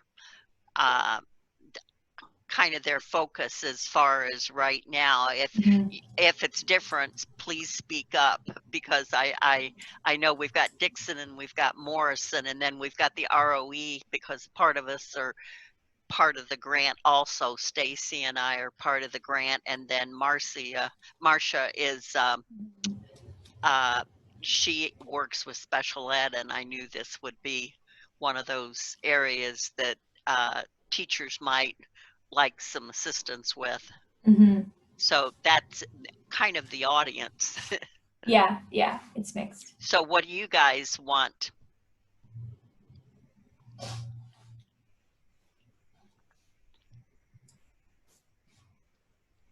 I say, yeah, just anything that helps us to see what the students are seeing and what's important for them to understand. I agree, the support for the students. Now, I'm on the opposite end. I'm not on the teacher side. I would be doing more like once the student is ready to submit documents to colleges and send recommendation letters and transcripts, that would probably be where more of my focus is, because I'm not in a classroom, but I'm open to learning anything that can help anybody, so. Yeah, you know, what I'm going to do is take the college planning side, just kind of out of it today, because that is pretty specific and really great tools that are there that I think we have to make sure that the schools that you're working with are set up to have those features, transcripts, and letters of recommendation. First is really the first step. Make sure those are enabled, and then we can connect you one-to-one with an onboarding manager that shows you that tool, and then there's training. That's sort of like the path, I would say, to get that up and running and started. So, and that was Dee Dee, right? Yeah. Yeah. We talked earlier, I know how to add an assignment, but you said something about customizing lessons. Yes. Like adding like multiple, does that mean like adding multiple assignments to something so that it tracks out? Yeah, so because we'll do the student lesson in a moment, and because we're still on this dashboard, I'm going to show you what you can do. So 2 things. Assignments and lessons are separate features. They function similarly, but they're just sort of for different needs. Lessons are if you're working with a whole grade and you're putting your own lesson out there to all 8th graders, that you want them to complete this. This is handy if you don't have a deadline specifically that you want them to submit it by. You want it there on their dashboard as work to complete. You're tracking everyone in the 8th grade needs to do this one particular activity. Assignments are more like teachers will use this because they're working with just their own subset of students. So let's start with assignments, because this doesn't have to be to a whole grade. And I feel like this gets used a lot. Oops, let me just go back here. I'm So gonna interject you, again. Yeah, You said for lessons, it's for like an entire 8th grade. yeah. Could we do, and a lesson would be for an entire subset of the Ed Pathway students? That would be an assignment. Okay. Yeah, because you're getting so specific, the lesson is just going to pull in all your 8th graders. The minute you code it as like an 8th grade activity, it will just pull in the full roster. And so if you're really trying to just specifically assign it to a group, the workflow should be have your group created. So we're going to go under assignments, under features, if you guys are there already. Create an assignment on the right-hand side. And we'll just walk through this. Let's say you don't have your group ready and you kind of jumped ahead and you wanted to create your assignment. No worries. You can go on the right-hand side and create a group right from this space. If you have your group ready, I'm going to pull a sample up just a bit further down, use something that maybe one of my colleagues have used. So I'm just going to pull in like seniors. So they have coded this one as just the seniors that they're working with. Title it anything that you'd like, whatever this topic is. Put your due date if you want. It's optional. Students will see that this is something that is due, and then when they go past the due date, you'll have this like filter that shows when you're viewing the assignment report, it shows that their students past due. So that's optional. And then here is where it gets kind of interesting. If you'd like, you can start to add in prerequisites, activities in Xello that you want the student to do to prepare them to complete this assignment. So this is, we have recommendations and it will cover pretty well everything. So if you want them, you mentioned like your, I'm just gonna use like the budgeting exercise as an example. The careers and lifestyle cost lesson, maybe you're gonna implement that. And before you do, we know that the students have to do a couple of things before they do that. They should do Matchmaker, because we want them to have a sense of what are some example profiles that match their interests. So let's do Matchmaker. And then let's also have the student, I want them to explore, let's say, saving careers. Where's my saving careers? Here we go. I want them to save at least 3 careers so they can just sort of compare their options. So I'm going to select that. And now you're building in these activities into the lesson module. So it's just guiding the students through some things that they need to do before they complete your assignment. And if we're okay with that, we're just gonna go simple. We don't wanna build on anything else. Let's add that. So now we want them to do Matchmaker and we want them to do 3 saved careers. And then now at the bottom is where you can customize this space. You can just simply use this free-form space to write instructions to students, pull in a Google Sheet link. We see that all the time. You're pulling in a Google Doc, a template doc, and the students are gonna work within that, or whatever it may be. Attaching a file, if there's like a worksheet, PDF or something, attaching a file here, and then you're gonna save it. And then it's gonna appear on the dashboard for just those students, those ones that you use the example. And it looks a bit different, like back on the student side, mine looks a little bit different. Your assignments, I think, are further down the page. If you guys are moving to the new dashboard and make the decision that you're, like next year, we're probably gonna have all the clients on the new dashboard. This year, it's not really mandatory or anything. But yeah, students are just gonna see it just like this. And when there's a new assignment that's been added, it has this like pink flag. And they just pick up the assignment and let's just go. And if you've written any instructions, they can see attachments, instructions, due date, and yeah, who your name would be here, not a demo name, who assigned it. They can attach their response, submit it, they turn it in. And we also now have this ability, this is brand new as of this summer, students can resubmit. If they've made a mistake and they've attached something wrong, we were asked this all the time, like, oh, my student made a mistake and they can't recall what they did. They can actually recall it and resubmit it to you guys if that is needed. So they'll turn it in and all of that right from the main dashboard. So workflow is going to the features on the left-hand side, assignments, and then on the right-hand side, create assignment, and then just walk through these steps on the form. And we get asked this a lot too, like if you're using the same assignment year over year, you can just create this assignment and then change the student group. If the student group has changed, obviously you have a new batch of students. So just change the student group next year and then update the due date.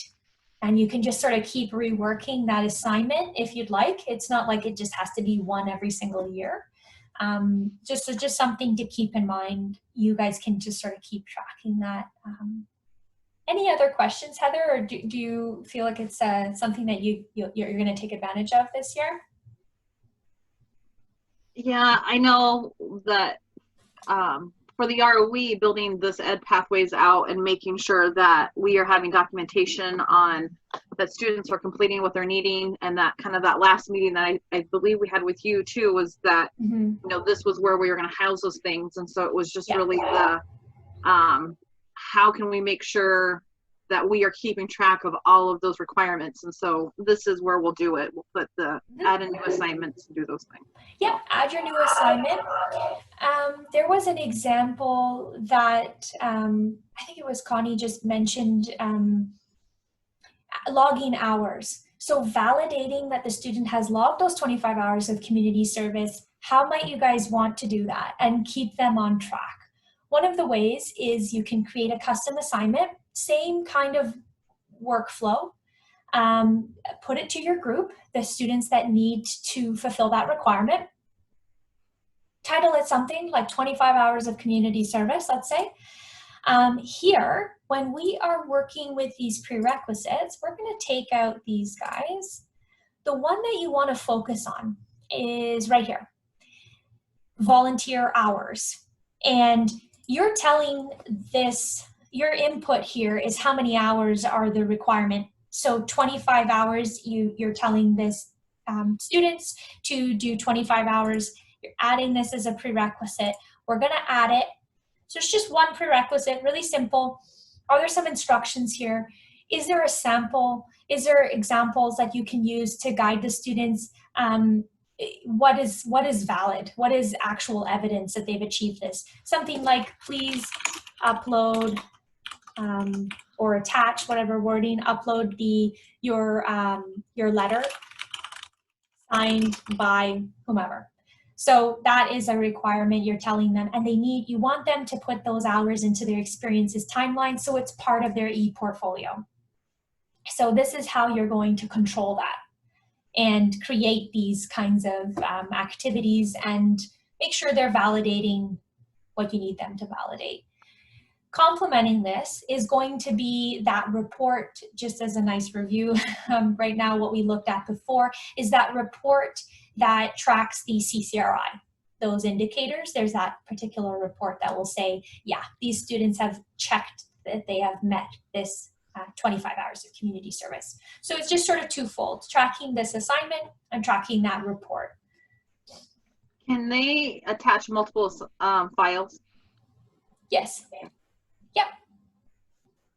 Yeah, you might just want to like do it all in one shot, right? Yeah, this is probably the best way to organize yourselves. I would recommend these assignments. Okay, so I'm going to cancel that. I'm not going to save it. Okay, so let's take a look at the lesson. We just have 20 minutes. Let's go through this lesson here. This is that financial literacy. The topic is careers and lifestyle costs. Let me double check that. One sec. Yeah, careers and lifestyle costs. So again, it might be a bit different for you guys. Your dashboard, you're going to see it just partway down around, just scroll a little bit. Mine is going to be somewhere in here. And you can absolutely follow along. It's currently assigned to the 10th grade, but some of you might have that assigned to your 8th graders. So the prerequisite here is the students need to save at least 3 career profiles. And the reason being is we're going to get them to consider at least one of those saved options and do this budgeting exercise based on the salary information that is associated with that profile. So it's about 40 to 50 minutes. We're not going to take that long to do it. I don't even know that we're going to go through all the questions, but I just want to show you what a student would experience. We're going to get started. And I'll just try to sort of summarize these boxes here, but we'll work through it. And if you guys don't mind, just help me to answer these questions, and I'm going to input this. And then once we've done that, I'll show you how to review it on the educator side so you can see completed work. So we're going to get started. We're asking the students to start daydreaming. Imagine the life that they want. And probably have never been told to daydream in class before. What does it look like? Maybe you see a big house and a large family, or are you thinking about a life of travel and adventure? So let's pick some lifestyle goals to start building this vision for their future. And so we're going to start pretty simple in the beginning of our lessons. How they're designed is to get them to do just like maybe matching or quick pull-in activities like this. And then the reflection comes later on. So what kind of size of family do you want? So if one of you doesn't mind, we'll just like maybe yell out an answer and we'll go through this and see how we do. Do we have enough money at the end of the month? Otherwise, I'll just probably pick something of my own. Maybe something realistic that we, let's say we will just keep it small, 1 or 2 kids. And where might you want to live? So I live in a big city and I live in a condo, and so I'm biased to that. But maybe in your area, is it common for your students maybe to pick mid-size house or a small house? We'll go mid-size. Preferred mode of transportation. So if it's not possible to do public transportation in your area or where students are planning to live, let's just go really big. I really want the sports car and I'm going to live in a mid-size house. How would you handle most of your meals? So again, thinking maybe like an 8th grader, how might they handle this? So I'm going to order in Uber Eats. Let's do it. And what is my traveling style? So let's see here. Airbnb, take day trips, camping in the wilderness, or at a ritzy hotel. Well, I'm driving a nice sports car, so I should probably go to a nice hotel as well. Okay, pet preferences. They all want pets. Right? All of them. I always tell them no, they're not allowed to, especially the first 5 years, but they all want them. Oh my gosh, yeah, of course. I just got a puppy as well. My hands are full, and I hear him in the background sometimes, and I'm thinking, oh my gosh, what have I done? Yeah, pets. Let's go, dog or cat. And they're expensive. You have to plan for them for sure. Okay, hobbies. How do you spend your free time? What do you like to do? I'm thinking video games is very common. I pick video games, and those are costly. I know that my fiance buys video games all the time online. They're very expensive. How would you celebrate big achievements like a promotion? Oh yes, let's spend some money. So I would probably throw a party, let's say, splurge on something expensive. I'm probably not thinking about savings. Yeah, let's splurge and take a trip. Okay, so there's checkpoints in these missions or these lessons. And so at this point, it's like, let's ask them to just pause and reflect. So most lifestyle goals cost money. And in many cases, we're talking very serious change here. So how much have you thought about the things that you want and affordability, really? So just trying to ask them questions. They get a nice summary. These are your choices. This is what you've picked so far. Okay, so we're now going to ask them to just sort of advance into this next section. 27% complete, mind you. So we're not even 50% there. Future trade-offs, what would they be willing to, essentially they're learning about compromise now. So what can you trade off and what would you be willing to trade? So it's, in a perfect world, you can have it all, but that's not realistic is the message here. So let's take this for an example. And remember I was mentioning they can go back and review work-life balance as an important factor on a career profile. This is tying into this. Like, how important is work-life balance to you? And would you consider compromising this when it comes to working long hours, but earning more money, or having more free time and earning less money? I don't know that they realize putting in the hours is really going to be important when you're making more money. We all want money. Let's go with earn more money.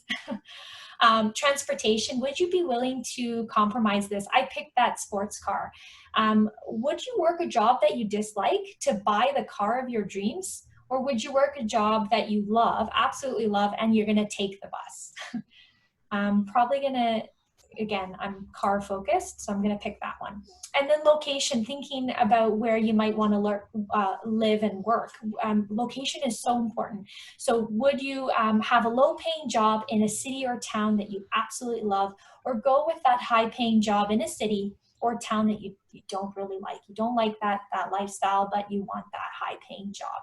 So again, getting them to consider. Heather, do you have any feedback on this? Have you, with your students that have gone through this exercise? A lot of them, again, they're focusing on the fact that it's a high-paying job. But, we live in a small kind of rural area, so a lot of them still are, well, I want to leave this town anyway, so Okay. they're ready to leave. They're ready to leave. Yeah, I thought so. Okay, let's go with that high-paying job, and we're going to live in a big city. Dining out, yes. Okay, so considering budgeting for a meal at a casual restaurant once a week. We don't like to cook that often. Let's go out once a week, or saving for a gourmet meal at a fancy restaurant once or twice a year. I feel like they're going to go for that once a week splurge. Let's go with that. And entertainment, blowing your entire entertainment budget on great concert tickets once everyone's out of the quarantine, or saving money and going to see a movie or two. This is an interesting one. I know I would pick movie, but concert tickets, let's go with that. Family vacations, okay. Luxury vacation every few years, or taking more frequent staycations and banking the money that you save. They probably don't even realize that like they should be banking the difference, which is really funny because like they're taking the option of doing more frequent vacations or doing like once every few years. I think if they hear every few years, they're just going to default to the right.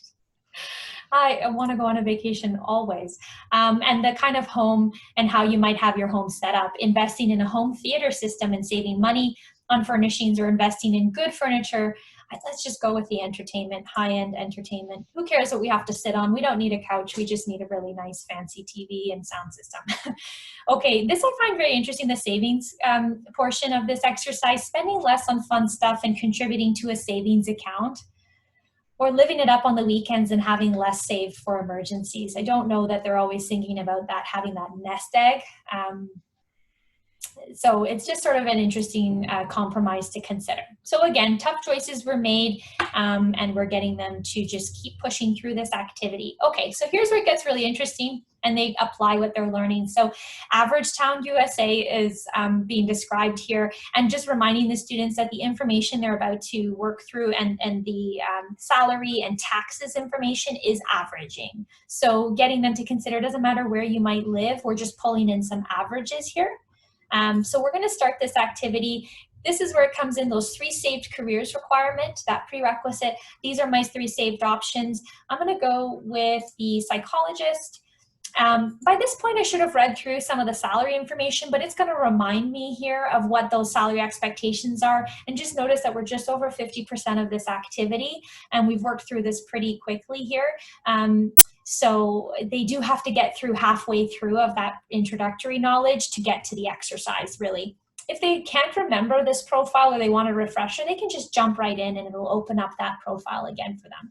But here, average salary for someone in this career, over $86,000. You won't start out making this much, but still nice. Okay, so getting them to go through this exercise, you have to pay your taxes. This is gross income. We all have to pay taxes, and we're going to go ahead and pay our taxes. That brings us down now to just over $69,000. A 20% deduction has been made for taxes, which is average. We now have a net income. Okay, students are realizing, wow, I'm working off of only $5,700 now per month that I get to spend per month. Okay, so we had talked about housing. Where do I want to live? I had indicated, I think, a mid-size home. Talking about renting versus mortgaging. And I think the average recommendation is still don't spend more than 30% of your income on housing. Where I live in Toronto, people are spending much more than 30% because renting and housing here is insane. So we're probably around 45%, and it's just, again, it's where you're going to live. This is still the recommendation in Canada. They haven't updated that figure, which I find very interesting because we're spending a lot more than that. So anyways, no more than 30% is ideal. When you rent, you may be required to make a deposit or first and last month's rent, keeping in mind that you have to save. And then when you buy, be responsible for the down payment and property taxes, insurance, and things like that. Okay, so what is our housing option? What do you think you might want to do? Share a place with a roommate? Super fun, yes. Rent a 1-bedroom. I really like to be on my own. Rent a loft. Mortgage a 1-bedroom condo. Or, okay, so let's say we're going in the city. I'm going to go for the condo, and I think I can afford that. And we're going to pay our utilities, again, budgeting about 10% of your monthly income after taxes for these utility costs. And what is utilities? Lights, water, phone. Okay, so let's go with a moderate bundle. Let's say we've got our thinking caps on and we're pretty realistic. Transportation. I'm living in a city, so I can probably take public transit, but I did want that sports car. If you remember, I do want to drive a new car. I'm probably going to pick up a lease payment or a car payment. So 5 and 15% of your monthly income, let's say they're not really paying attention to this, we're going to go big. $550 payment for cars. Oh, geez. Okay, food. Your food costs can range between 10 and 15% of your monthly income after taxes. This is the cost for basic groceries. How do they like to eat? They don't really like to cook much, the student said. So we're probably not going to be frugal.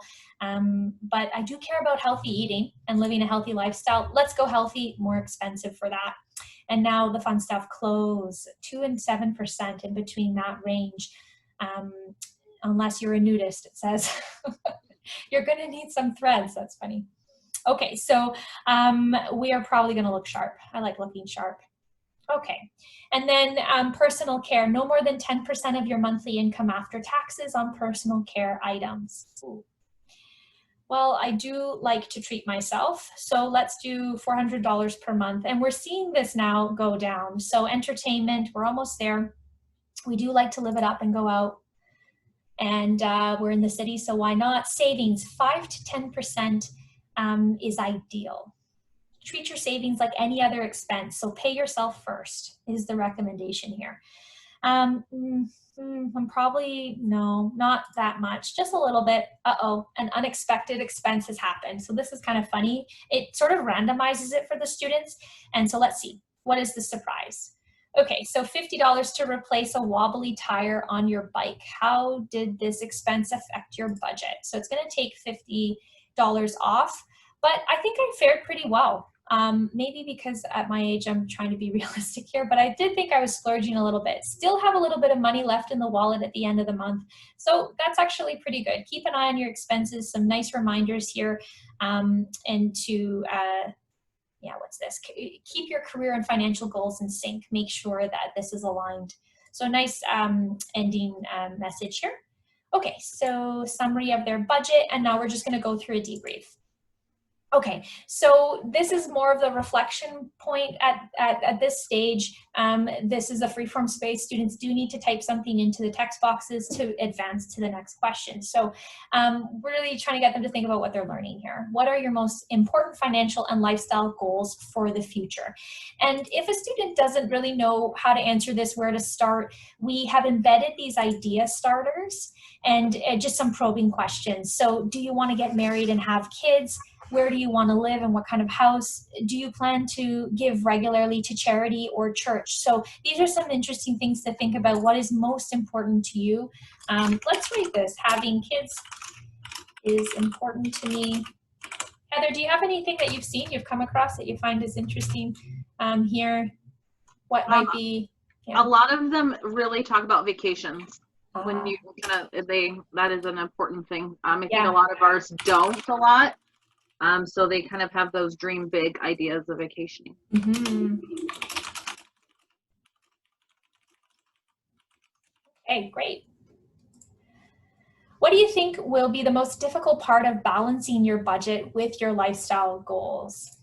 How much of your pay will go to taxes, and what have they started to learn here? I don't like to cook.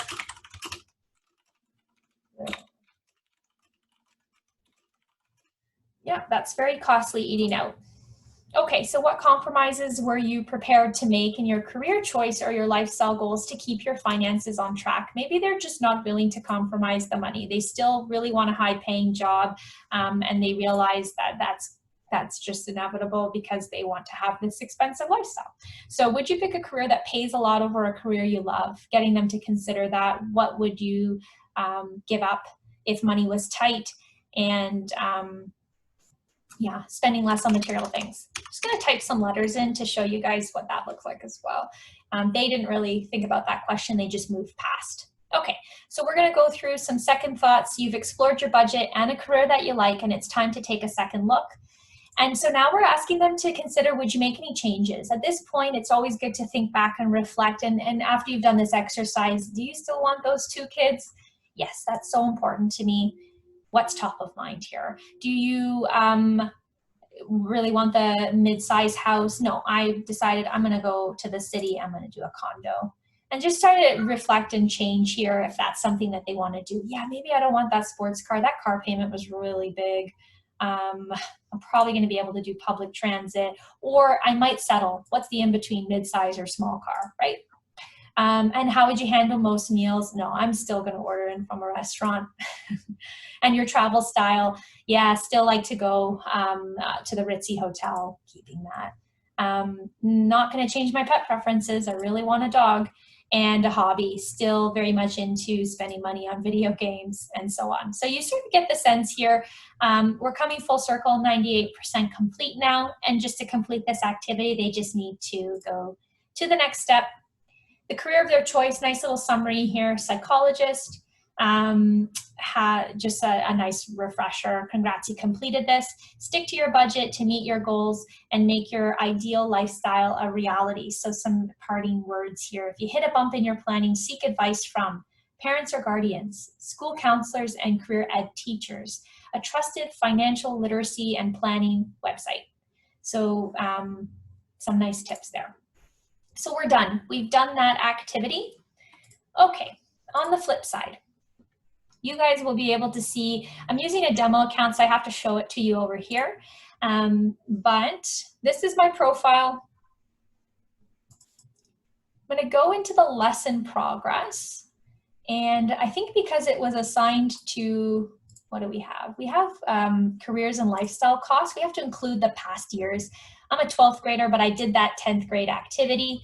I completed it on July 23rd.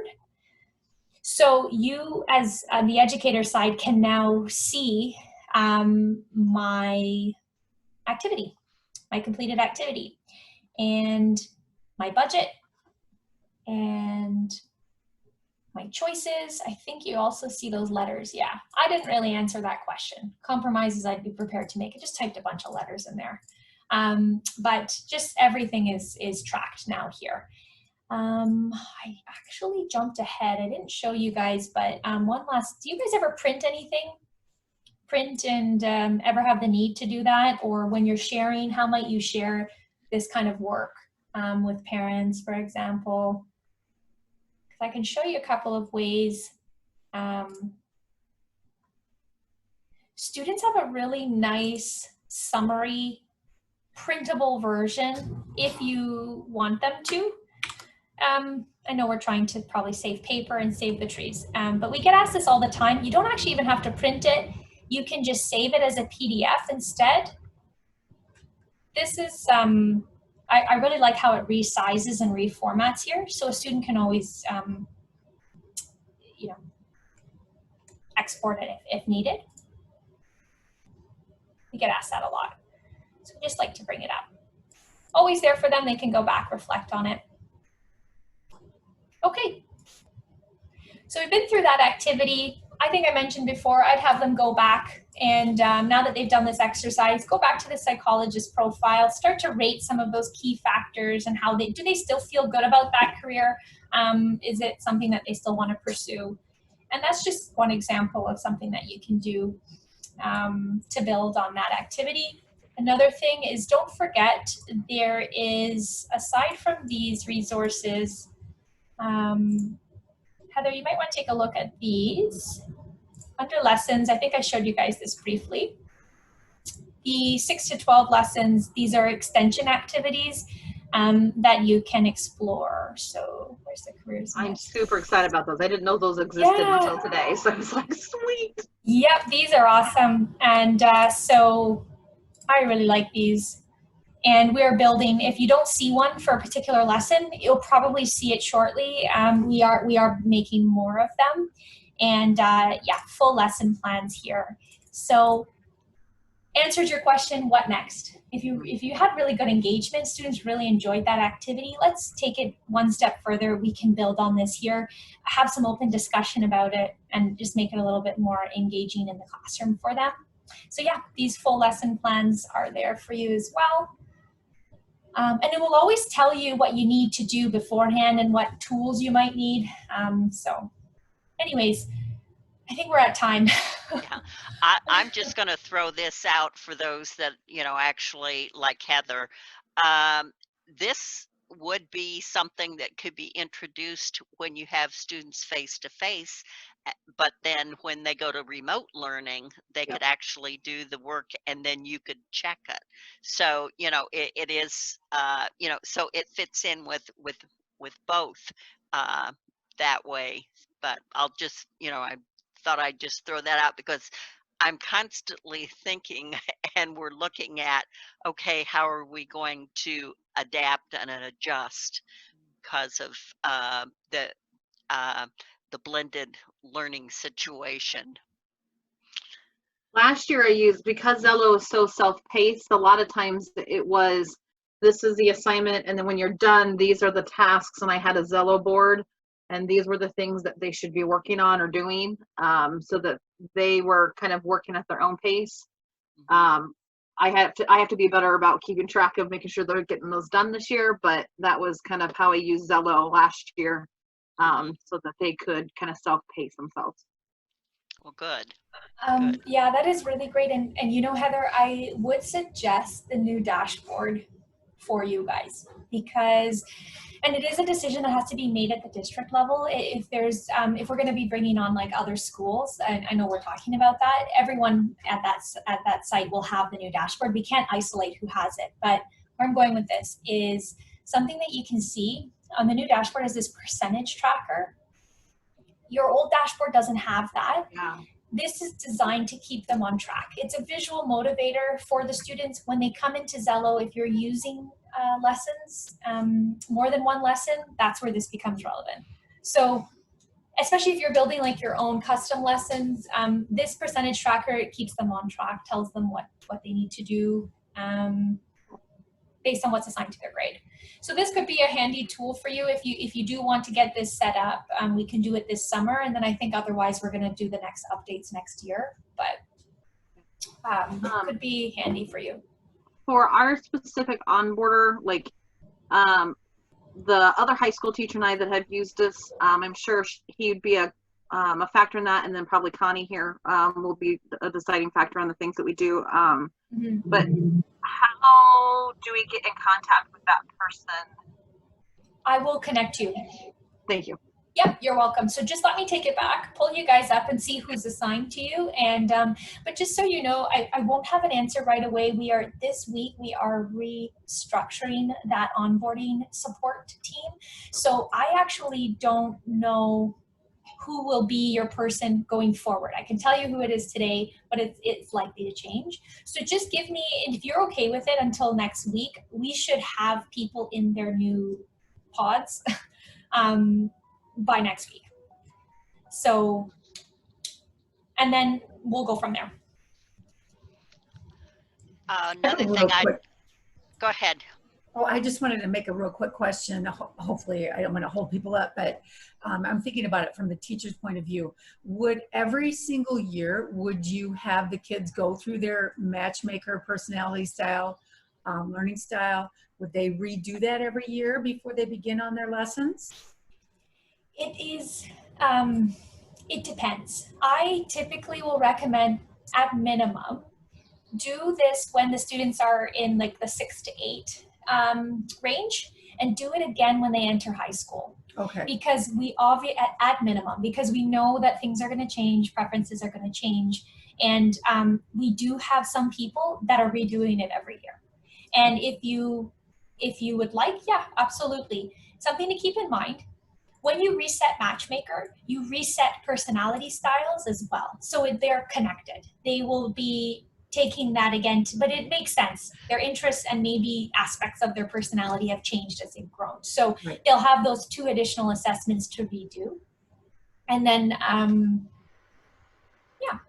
yeah. And what is really nice is if you guys are really going to run with that and do those kinds of resets, I can support you to how to control that in the educator portal. So to make it as like a prerequisite, for example, so you can keep them top of mind of what they need to do each year. There's ways that you can change some of the settings in here to support that. One of the things that I will mention as far as doing it every year, we did it 8th grade and 10th grade. And when they did it as 10th grade, the kids really objected and flew through it and didn't give it any time and attention because they said, we've already done this. Why do we have to do it again? So you have to give them a relevant reason for redoing it before you start.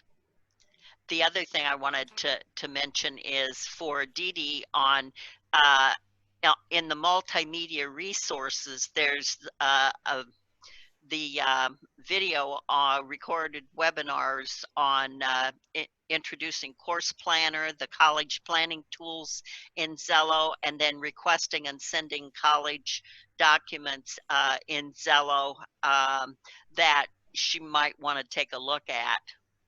Thank you. Yep, so help.xello.world. Thanks so much, Gail. That's a great tip. Yeah, there are so many resources, but just starting point for you, yeah, that would be great. Somewhere in here, you can even jump ahead like courses and diplomas or college planning, and it'll bring you to different aspects. Yep. Yeah, from the menu. That's a great tip. Yeah, I hear you on that, Gail. The engagement, yeah, I think you make a good point and a good consideration. It might become redundant for the students. That's why I say too, you know, you don't have to reset it either. Remember that they can just go and review and change their responses if they would like. That might be an actual better solution is from, anyways, it's something just on the right-hand side. Oops, no, I think it's on About Me. And they just go in and like review and edit over here. This little toggle, review my answers. So that would be a good exercise. And I would also recommend pacing the lessons in a certain way that is engaging for students. How you're going to pace those, if you're looking for recommendations, is two things: that PACE framework correlation guide, or the, oh my gosh, I have so many tabs open, this guide. This is the general guide. It's designed this way for a reason. We have tested this with students in this grade range. You don't have to keep it to exact, but we've tested and said, you know what, engaging the students in these particular activities at this point makes sense.